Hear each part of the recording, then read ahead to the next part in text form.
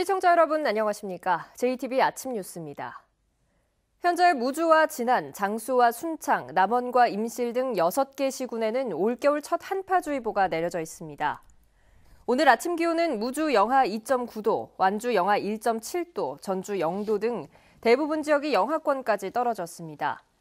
바람도 강해 체감온도는 이보다 더 낮아 춥겠습니다.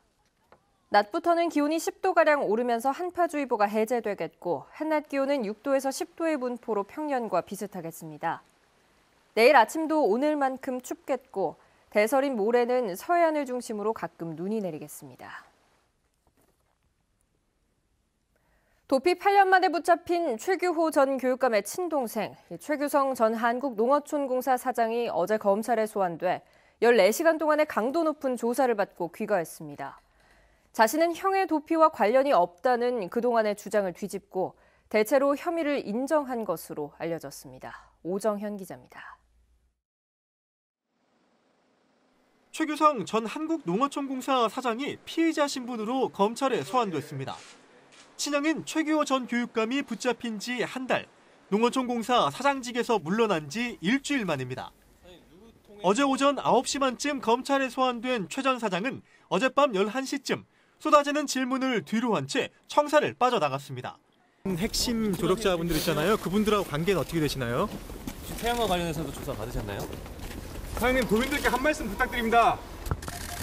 네, 죄송합니다. 최 전 사장은 친형인 최규호 전 교육감이 8년 동안 도피하도록 돕고 자신의 건강보험 명의로 병원 진료를 받게 해준 혐의를 받고 있습니다. 14시간여 검찰 조사에서 최 전 사장은 이 같은 내용을 대체로 인정한 것으로 알려졌습니다. 형의 도피에 자신은 아무런 관련이 없고 오히려 연좌제라고 강변했던 그동안의 주장을 뒤집은 겁니다. 통장과 휴대전화 등 명의를 빌려준 도피 핵심 조력자 10명은 이미 피의자로 전환된 상태. 검찰은 이들에게 최 전 사장의 범행을 입증할 만한 진술도 확보한 것으로 알려졌습니다. 검찰은 이번 소환 조사가 최 전 사장의 태양광 사업 논란과는 관련이 없다고 선을 그었지만 수사가 불가피한 게 아니냐는 지적도 나오고 있습니다. 최 전 사장의 기소 여부를 포함한 검찰 수사 결과는 이르면 이달 중순쯤 발표될 것으로 보입니다. JTB 뉴스 오정현입니다. 익산 장전마을에서 집단으로 암 환자가 발생한 원인으로 인근 비료 공장이 지목받아 왔는데요. 어제 이 비료 공장에 대한 현장 조사가 이루어졌습니다. 이 폐기물을 공장 안에 몰래 묻었다는 주장을 뒷받침할 수 있는 정황들이 속속 드러났습니다. 김진형 기자가 보도합니다. 지하에 만들어진 비밀 폐수 처리장 주변을 파헤치자 역한 냄새와 함께 시커멓게 썩은 흙이 모습을 드러냅니다. 검은 흙은 순식간에 산더미를 이룹니다. 비밀 폐수 처리장에서 나온 오폐수가 유출돼 주변 땅이 오염된 겁니다. 실제 그 양질의 토양이 아니고 시커먼 흙이 확인할 수 있잖아요. 그리고 냄새도 악취도 기름 냄새가 나기 때문에 뭔가 관련된 그런 찌꺼기들이 이렇게 유입되지 않았느냐. 공장 주변에서는 성분이 확인이 안 된 폐기물이 쏟아져 나왔습니다. 폐기물 불법 매립이 의심되는 공장 마당에 대해서도 시료를 채취해 토양 오염 여부를 확인하고 있습니다. 민간협의회는 폐기물 불법 매립이 광범위하게 이루어진 것으로 보고 공장 안 9곳에서 시료를 채취했습니다. 또 폐수의 비밀 배출구 흔적을 발견해 조사를 진행하고 있습니다. 그 외부 쪽으로 배관이 나 있더라고요. 그래서 그 배관이 어느 쪽까지 어디에서 어디까지 연결되는지 그것도 직접 확인하려고 합니다. 익산시는 시료 분석 결과 폐기물로 확인되면 비료 공장의 사업주를 고발한다는 방침입니다. 불법에 대해서는 저희들이 할 수 있는 것은 행정적으로 조치할 수 있는 것은 다 찾아서 오겠습니다. 비료 공장의 불법 매립 정황이 속속 드러나면서 장전마을 주민들의 분노와 원망이 깊어지고 있습니다. JTB 뉴스 김진영입니다. 전북을 연기금 중심의 금융도시로 조성하는 데 핵심 기반이 되는 연기금 전문대학원 설립이 사실상 무산됐습니다. 대통령 공약이나 다름없었지만 정부 부처가 강하게 반대했기 때문인데요. 정부도 문제지만 정치권의 책임도 피할 수 없게 됐습니다. 권대성 기자입니다.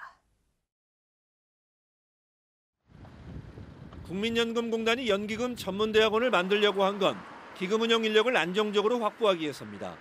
공단은 지난 10월 국정감사에서 현재 운영 인력이 297명으로 몇 년 안에 500명이 필요하다고 밝혔습니다. 그런데 최근 공단이 연기금 전문대학원 설립 계획을 사실상 접었습니다. 대신 자체적으로 기금 운영 인력 양성과 교육기관을 만들기로 방향을 틀었습니다. 교육부, 기획재정부까지 교육체계 혼란과 중복 투자 등을 이유로 대학원 설립을 강하게 반대한 게 원인입니다. 정부 부처의 반대로 대학원 설립을 위해 지난해 발의된 국민연금법 개정안은 올해 2월 국회 법사위 문턱을 넘지 못했고 앞으로도 통과 가능성이 매우 낮습니다. 전라북도와 전북 정치권은 법안의 수정 처리를 추진하고 있습니다. 금융산업 육성을 위해 전문 인력 양성기관 확보를 더 이상 미룰 수 없는 만큼 전략적인 선택을 할 수밖에 없다는 겁니다. 그래서 가장 중요한 것은 제3의 금융 중심지 지정하기 위해서는 그 필요 충분 조건 중에 하나가 인력 양성 기관이 있어야 되는 거거든요. 그리고 양보하는 것이 현실적인 방안이 아니겠는가 이런 신중한 검토를 하고 있습니다. 하지만 대통령 약속인 연기금 전문대학원이 정부 부처의 집요한 반대로 무산됐다는 점에서 정부 여당의 약속 이행 의지와 지역 정치권, 전라북도의 정치력에 대한 의문과 비판은 피하기 어려워 보입니다. JTB 뉴스 권대성입니다. 전라북도의회가 전북교육청의 내년도 예산안에 대해 부실 편성이라는 평가를 내렸습니다. 특히 일부 시설공사 예산을 부풀렸다는 점을 지적했는데요. 도의회 교육위원회는 불필요하다고 판단한 내년도 예산 122억 원을 삭감했습니다. 조창현 기자입니다. 전북교육청이 작성한 세출예산 편성 기준 경비 목록입니다. 2016년 제곱미터당 223만 원이던 사택 신축비가 2017년에는 226만 원으로 3만 6천 원 올랐습니다. 그런데 2018년에는 250만 원으로 1년 만에 25만 원이 오르더니 2019년에는 302만 원으로 50만 원이 상승했습니다. 무려 3년 만에 제곱미터당 공사비가 80만 원이나 오른 것입니다. 사업비가 투자한 금액에 대해서 면적으로 단위를 나눠봐가지고 보니까 그 기존에 우리가 가지고 있던 단가가 맞지를 않았어요. 그래서 그것을 좀 현실화 좀 해서 이렇게 조정을 해봤는데. 도의회는 그러나 전형적인 예산 부풀리기라고 지적합니다. 세수가 늘어 내년도 예산을 역대 최대 규모로 편성하면서 각종 시설사업 예산을 교묘하게 증액시켰다고 판단한 것입니다. 예산이 갑자기 대폭 늘어나다 보니까 시설사업은 한정이 되어 있고 그런데 이렇게 과도한 인상은 결국에 뭐 업자 배불리기 밖에로는 생각이 안 들어서 도의회 교육위원회는 예산 심사 결과 과도하게 부풀려진 시설사업 예산과 해외 연수비, 혁신학교 운영 지원비 등 122억 원을 삭감했습니다. 지난해보다 삭감액이 20억 원 늘었습니다. 도의회는 이번 예산 편성에서 늘어난 재정 교부금으로 지방채 상환에 700억 원을 배정해 교육재정 안정에 노력한 점은 긍정적으로 평가했습니다. 상임위에서 삭감된 전북교육청 예산은 도의회 예결위 심사를 거쳐 오는 13일 본회의에서 확정됩니다. JTB 뉴스 조창현입니다. 요즘 정치권의 최대 화두는 연동형 비례제입니다.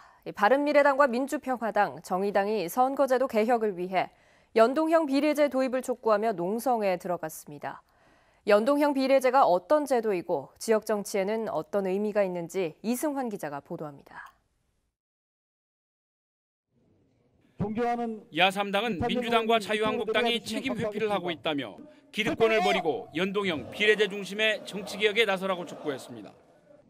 우리는 정치개혁의 책무를 외면하는 기득권 양당의 행태를 강력히 규탄합니다. 연동형 비례대표제는 국회가 100석일 경우 A정당이 정당 득표 35%를 받았고 지역구에서 25석을 얻었다면 모자란 만큼 비례대표에서 10석을 더 배정하는 제도입니다. 이럴 경우 사표가 대폭 줄면서 국회 의석이 실제 유권자의 지지율에 가깝게 재편됩니다.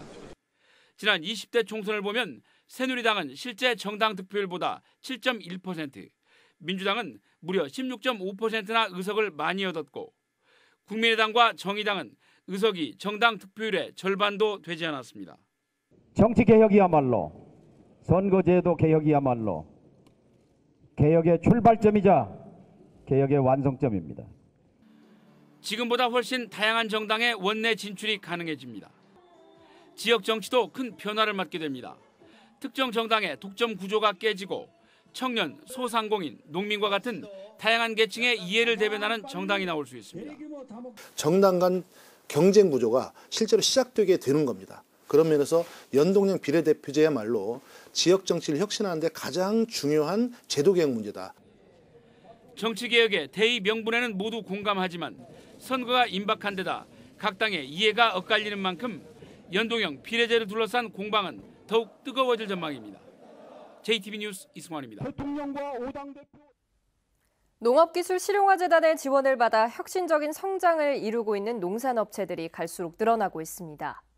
이 같은 업체들이 사업 성과와 성공 전략을 공유하는 자리가 마련돼 큰 관심을 모았습니다. 정원익 기자입니다. 이 업체는 지난해 국내에서 처음으로 돼지 소장에서 헤파린 나트륨을 추출하는 데 성공했습니다. 헤파린 나트륨은 혈액 항응고제로 사용되는 의약품과 화장품 원료로 모두 수입에 의존해왔습니다. 이 같은 기술 개발은 회사 성장에 커다란 발판이 됐습니다.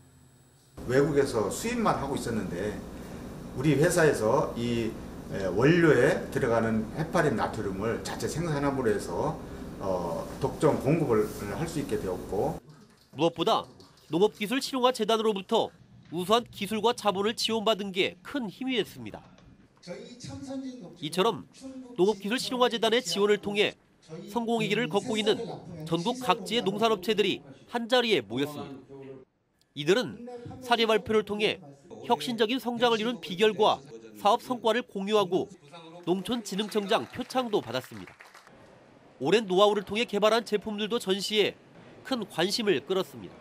다른 기업들과 같이 이런 노하우를 공유하고 또 그 기업은 더 자긍심을 가지고 더 내년도에 열심히 사업을 해서 더 돈을 더 많이 벌 수 있도록 하는 데 큰 의미가 있고, 기술력을 갖춘 농산업체들의 성공 사례가 일자리 창출은 물론 지역 경제 발전에 견인차 노릇을 톡톡히 할 것으로 기대됩니다.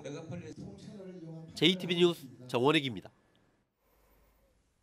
음식물과 재활용 쓰레기를 처리하는 전주시 종합 리사이클링타운 근로자 20명이 재파업을 예고하면서 쓰레기 처리에 차질이 우려되고 있습니다. 이들은 전주시가 약속한 1년 계약직의 정규직 전환, 임금 인상 등 요구사항이 받아들여지지 않았다며 오늘 오전 9시부터 음식물과 재활용 쓰레기 차량 10%에 대해 성상검사를 진행할 예정이라고 밝혔습니다. 어제 저녁 6시 20분쯤 정읍시 감곡면의 한 주택 옆 창고에서 불이 났습니다. 이 불로 집주인 67살 A씨가 화상을 입어 병원 치료를 받고 있고 승용차와 농기계 등이 불에 타 소방서 추산 3,400만 원의 재산 피해가 났습니다.